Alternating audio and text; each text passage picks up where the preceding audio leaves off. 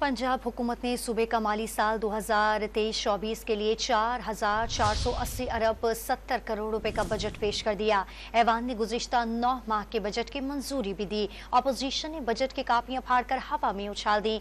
वज़ीर खजाना पंजाब मुश्तबा शुजाउर रहमान ने अपोजिशन के शोर शराबे में बजट पेश किया। वज़ीर खजाना पंजाब ने बताया कि कुल आमदन का तखमीना 3,331 अरब 70 करोड़ रुपए लगाया गया है। NFC के तहत विफाक से 2,706 अरब 40 करोड़ रुपए वसूल होंगे।